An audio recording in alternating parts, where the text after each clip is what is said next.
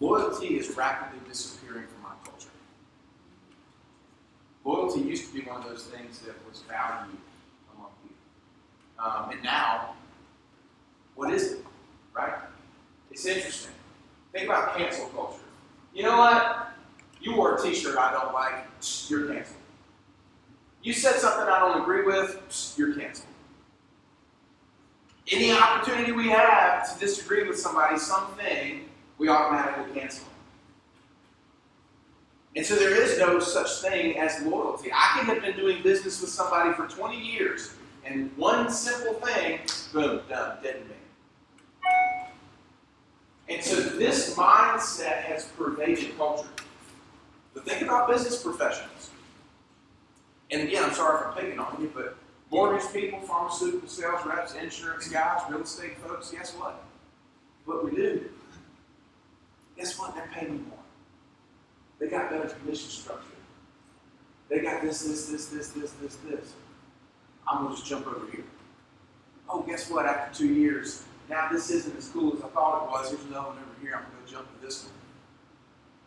You know, think about like young people starting out in businesses where there is no concept of staying somewhere and working. So my dad worked for 34 years for the Miller Lite distributor, Coastal Beverage down in Wilmington. Started on a beer truck, made his way all the way up, and he was a kind of regional chain house manager for Eastern North Carolina. And now there's a flip side of this too. Because a lot of times we put loyalty on the pedestal, and it's like, I'm loyal to a fault. So we stay in toxic environments. We stay in bad business relationships because of this concept of loyalty. That's not what I'm saying. We have to have the wisdom to discern when we need to leave a toxic environment or get out of a bad relationship. So loyalty does not need to sit on the throne. God sits on the throne. But we have to understand how loyalty influences the decisions that we make and how we think about things. Think about college and professional athletes. Kevin and I were just talking about this. The NIL laws and the transfer portal is ruining college sports. You know what? Hey, I'm committed. Everybody get the video cameras out. Get your pictures ready. Here we go. Which hat am I going to choose? What up? I'm going to the Wolfpack. Yeah. You know what? I didn't get playing time. I'm going to go down here and Florida State. Thank you, Tommy White. This is what we do. There is no concept of I'm going to pay my dues, I'm going to buy my time, I'm going to pour into something, I'm going to farm a field, and I'm going to reap a harvest down the road. In this instantaneous culture, it's like, bro, I got 3 bars and I can't get it to answer me right now. I'm done, you know? Like that's how we have grown. We have grown to be, think about, here we go. Let's get, everybody. I'm sorry, I'm not trying to offend you, but I am. Listen, marriages, you know what? I'm tired of my wife. She don't look as good as she used to, so I'm going to just jump over here. I ain't trying to be faithful. You know what I'm saying? We got to jump on to something else. With divorce rates so bad now, people ain't even get married. Forsaking the covenant of God and the call of God because of some feelings or some idea of culture. Man, help us. How about church? You know what? I don't like what that pastor said. I'm Presbyterian. You know what? I don't like what that pastor said. I'm now charismatic. I don't like what he said. I'm going to go down to the Baptist church. We treat that church like it's a buffet at the Golden Corral. Let me get a little bit of food today. Who's going to teach me the word? Oh, I don't like that word. I'm going to go over here and I'm going to get this word. Somebody made me feel good with the word that you're preaching.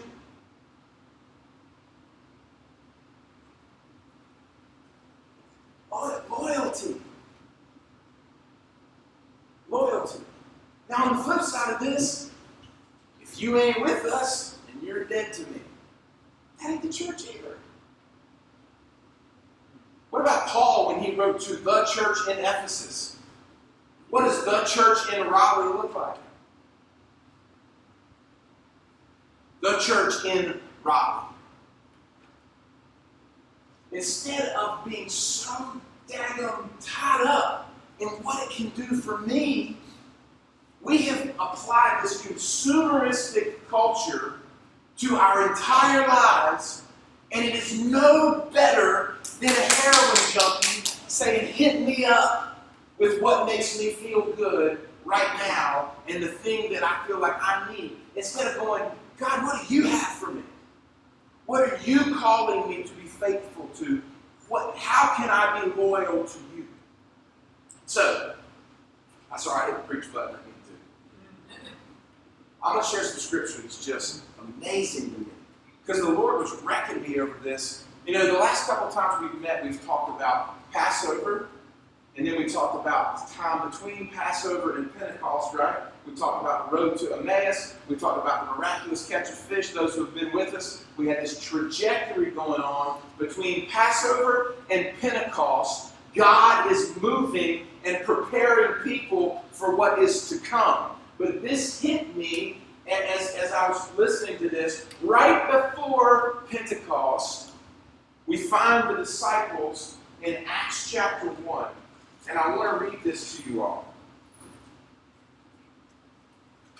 Enter Matthias. We don't talk about Matthias a lot, but we are today. They're gathered, right? Jesus said, go back to Jerusalem, where they just killed me, the place that's probably dangerous, and I want you to wait from power on high. Didn't say how long, so they go back. And we know the crowd has thinned out already, because they're all scared. Remember, the guys on the road to Emmaus, they were done, they were going back, and then they encountered Jesus and they came back. And so now you have them sitting around. One of the men, this is verse 21 of Acts 1, so one of the men who have accompanied us during all this time that the Lord Jesus went in and out among us, beginning from the baptism of John until the day when he was taken up from us, one of these men must become with us a witness to his resurrection. So what are they saying? They're saying Judas betrayed Jesus and hung himself. So now we're short one. We need to replace him with somebody who's been with us from the beginning, since John's baptism. To my Bible scholars, what was the first thing that happened before Jesus' ministry began? John baptized. That was the marker of the beginning of Jesus' ministry. That was 3 years earlier. So what they're saying is, we need somebody who's been with us from the beginning. Have you ever thought about that? I know I have. There were people following Jesus from the beginning that were never given a position of authority as a disciple. Now we know that there were 72 that he sent out because he sent out the 72, right? So we know there was a bigger group of people. But there weren't the ones that the names were in lights, right? And here's a fellow, actually there's two of them. So they put forward two. Joseph, called Barsabbas, who was also called Justus, and Matthias. And they prayed and said, Lord, you, Lord, who know the hearts of all, shall show which one of these two you have chosen to take the place in this ministry and apostleship from which Judas turned aside to go to his own place. And they cast lots for them, and the lot fell on Matthias, and he was numbered with the 11 apostles. What's amazing about this to me is Judas's lack of loyalty opened the door for Matthias, who was loyal. And so you read this and you go, man, God has set aside a season and a moment for Matthias' promotion, but Matthias had to be patient until the promotion came. Matthias did it in the transfer portal. Matthias didn't go, you know what? Here's the proof. Let's go back to John chapter 6. This hit me dead on. So Jesus was baptized by John right in the Jordan, and we know Matthias was there because that was the context. So Matthias had been hanging around for a while. And so here, let's fast forward to John chapter 6. Jesus has just fed the 5,000 with the 5 loaves and 2 fish, right? And after that, one of my favorite passages in scriptures, Jesus gets saucy with them. He says, unless you eat of my flesh and drink of my blood, you cannot be my disciple. Right? They go, kind of tough, Jesus. I mean, you had me at, love thy neighbor, but eat your flesh and drink your blood. Like, this got a little bit creepy, right? And when the disciples heard this, they said, this is a hard saying. Who can listen to it? But Jesus, knowing in himself that his disciples were grumbling, said, do you take offense at this? I love it because that's Jesus going, you mad, bro? Why are you mad? Why are you offended? And he goes on to say, in verse 66 of John 6, after this, many of his disciples turned back and no longer walked with him. Guess who didn't turn back? Matthias. See, it hit me. We have a moment and an opportunity to stay loyal and faithful to the Father through the difficulties. Or we can walk down the path of least resistance and we can choose something else. We can do that with our dreams. I always had this dream about something that I put in my heart. You know what? It got too hard. One of my favorite quotes in any movie ever is, and I think I've shared this before, is A League of Their Own. It's a great story about women's baseball during World War II. Gina Davis plays the main character, Dottie Henson. Tom Hanks plays Jimmy Dugan, who is a broken down alcoholic former baseball player, and he's been charged with coaching these women, and he can't stand them because, girls don't play baseball, this whole thing, and it's just this beautiful moment where he actually begins to embrace these women, and he begins to father them in a way, and then make it to the championship. And Dottie Henson, whose husband's off at war, comes back from war, and she says, I'm done with baseball. I'm going to be with my husband and start my family. And there's this scene where the team's getting on the bus, and Tom Hanks looks over, and Dottie Henson's packing her car. And he says, where are you going? She says, I'm going home. He says, you can't go home now. And she says, it just got too hard. And he looks at her and he goes, it's supposed to be hard. If it wasn't hard, everyone would do it. The hard is what makes it great. Turns around and walks off. They get to the field, they're warming up the pitcher, she shows up, right? It's a great moment. Because that's the moment I think that each of us face every single day. We get the hard path, which is the path of Jesus, by the way, the narrow path, or we have the wide open spaces. It looks easy. And every day we wake up, we have a decision to make. Am I going to take the narrow, hard path of a disciple, or am I going to take the wide path of the world? Never in the history of my life have I seen as much misinformation, mistruth, and deception in culture around us today, masquerading as Jesus.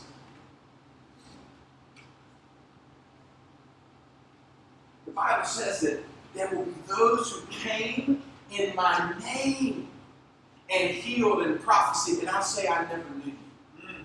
That is a magnificent call for us in this season to go, which path am I walking? Is it the wide path that seems easy? Or is it the narrow path that, dang, it's tough. It's hard. So who are we going to be? Judas or Matthias? So, the great falling away before the promotion. I don't want to be, I'm not trying to be doomsday, somebody's prophet, whatever. But I feel like, right now, We are in a season that is going to require radical faithfulness. If your money helped you get through the last season, if your health helped you get through the last season, if your relationships helped you get through the last season, your faith is going to be the only thing that gets you through the next one. Word says, without faith, it is impossible to please God. That means that anything we do that is not coming from faith cannot please Him. Might please your board of directors, but did it please the Father? The question is, did it come from faith? And people say, well, how do you... I had somebody the other day get on me on social media, which, whatever, you can burn down for all I care. Well, this is a hard way to live, is what they said. It must be exhausting, is what they said. I said, yeah, I know what it is. Judas. Oh, no. I said that part of myself. That's called wisdom. Oh, come on! Y'all, I'm telling you, every single day, we're going to sell out the Savior for what somebody else is pitching to us. And trying to convince us that Jesus would have done that. I'm going to say something right now. I should stop. Do it. Easy. Somebody was trying to argue with me the other day about where Jesus would be and where He wouldn't be. That's all I'm going to say.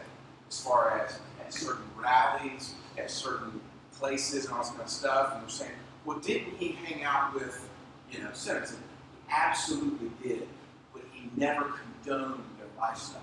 Amen. He called them out of it. Amen. He called them out of it. There's a difference. There is a difference. And if we don't have faith to see this, now again, I'm not saying you got to be on the other side of the street corner with a sign.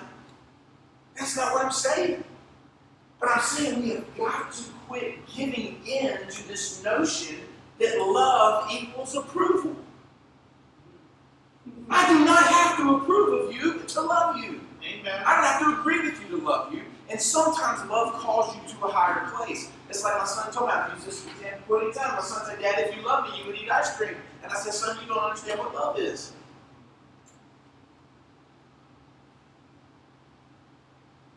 But you see, the world is saying, which side are you on? Jesus would certainly do this. Would He?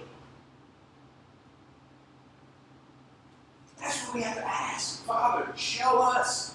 Show us. With businesses right now getting so much pressure, we know what month we're in. I'm not being, you know what month it is? Every business is changing their logo to celebrate the month we're in. Right? Businesses getting pressure to do this. Listen, you got to do what the Spirit of the Lord calls you to do. I have to do what the Spirit of the Lord calls me to do. And if we feel like those are two separate things, we can agree to disagree and move on, and I still love you. But we've got to ask ourselves, am I doing this because I'm getting pressured by man? Or trying to win the approval of man? Or trying to look a certain way to man? Or am I doing this because the Spirit of God is calling me to do this? That's blurry, blurry, blurry lines a lot of times.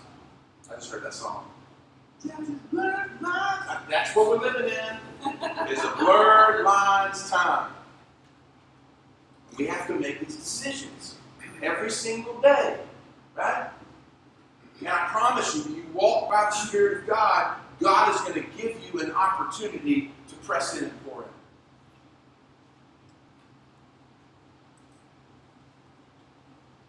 So what does the Word say about this? False prophets will arise and lead many astray, and the love of many will grow cold. That is in the Bible. You see, I think we think that this is going to be some fellow, right? Jim Jones or, David Koresh or some guy who claims to be Jesus. And that's what this means. This means I would never get into a cult. I would never follow the false teacher, right? What about the false prophet of money?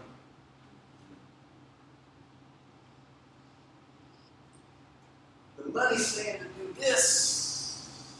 I ain't really listening to what Jesus is saying about it. I'm just saying the money says to do this. What about the false prophet of significance? I told somebody yesterday, we were sitting down for coffee, and I looked her right in the eyes, and I said,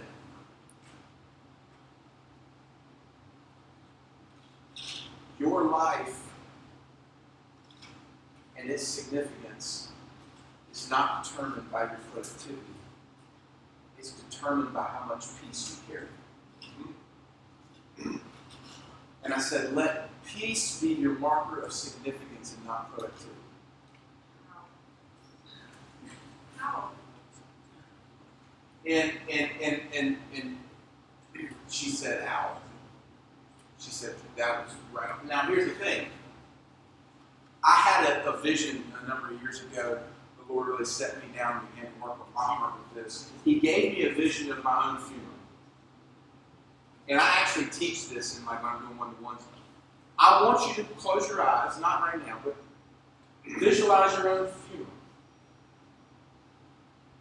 Everybody's gathered, all the familiar faces. Somebody gets up on stage. Today we celebrate, I love you. Today we celebrate the life of Tony Withers. He got a lot of stuff done. He was productive. Right? Think about that. There's probably some people who go, yes, that's what I want better in my future. I was productive, man. I got stuff done. Right? Boy, that Lee Holmes, man,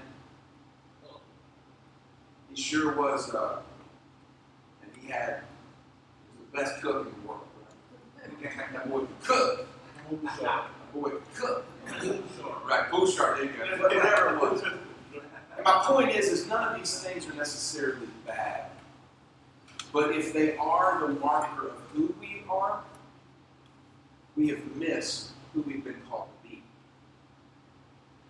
Because at the final day, right, we don't want Jesus to go, well done, my good and financially secure servant.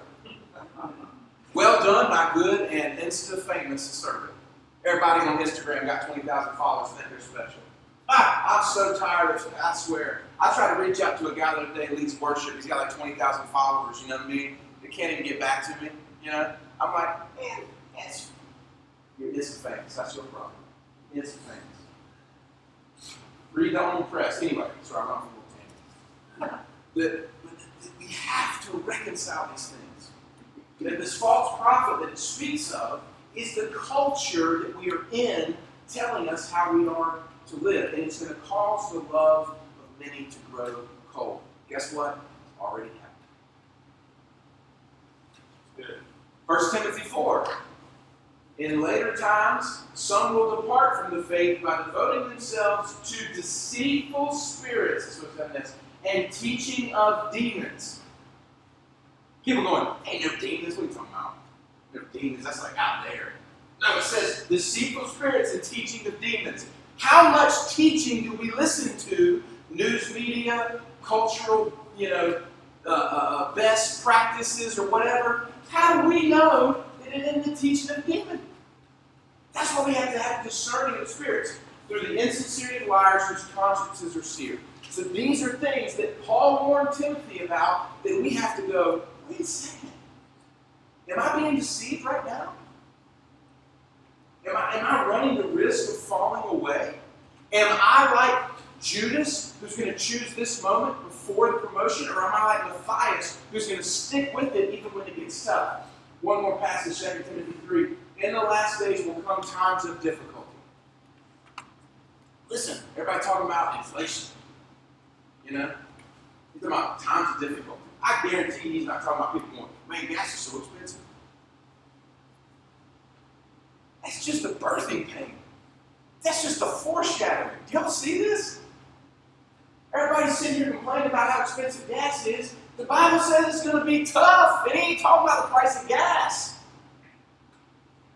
He's talking about choose you this day whom you will serve. In times of difficulty, I love this part. Always learning and never able to arrive at knowledge of truth. We are the most learned. We got so much information at our fingertips right now. And as a culture, we're dumber than we ever been. We have access to more information, and the wisdom is just appalling sometimes. So, what I want to really press in here, this is kind of one last little caveat, is we have to stop complaining about how tough it is around us, and we have to start getting on with living out the call of Jesus in the earth here and now. Because it said it's going to be difficult, it said people are going to be turning away, and it does not say that we should complain about it. In fact, the word says that he inhabits the praise of his people, not their complaint. Now, we can complain. It's okay to go, you know what, man, Lord, help me out here. Gas is expensive. I got to up and back to Raleigh. I got to pick my boy up tomorrow. I might spend $250 this week on gas. Need some help. There's a man in my gas tank. That's what I'm praying for. I want that gas tank that stays on full. That's supernatural gas. That's what I'm talking about. So, but the point being is that these are the kinds of things that they experience. And so we have to say, Father, and I told somebody today, I said, take a snapshot of every word that comes out of your mouth. What's the ratio of praise to criticism?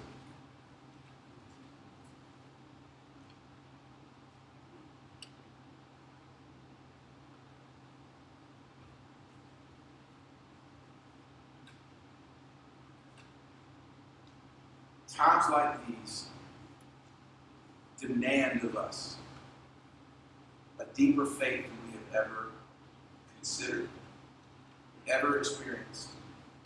And that is ultimately the only thing I believe that is going to draw us through this season. We're going to have to stand up.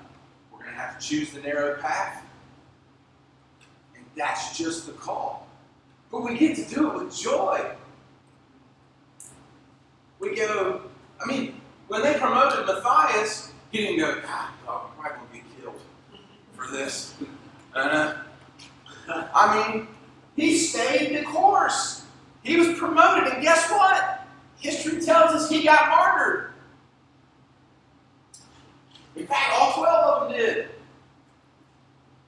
And we forget this, right? We forget this. And so I felt this charge, and today, people walk away and go, man, today is a little bit of, I know I'm not going to be here next month, and I'm feeling this thing, so I'm just kind of pushing and kind of dumping this thing out here. So what I'm saying to you guys today is not from a place of condemnation, criticism to you.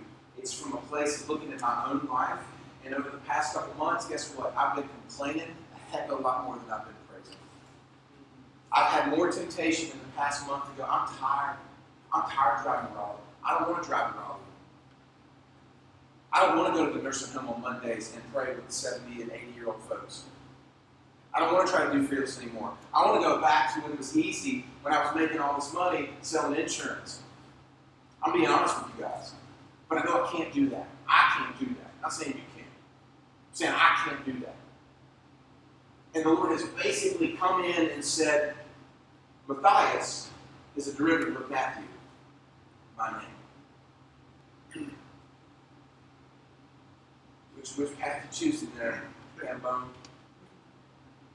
so I've had to reevaluate my own commitment. Because what I would do is I would look at the news, and I would look at the month we're in, and I would look at all this kind of stuff, and I would look at all the crazy things that my kids are being perpetuated in culture, especially within the school systems and all this kind of stuff.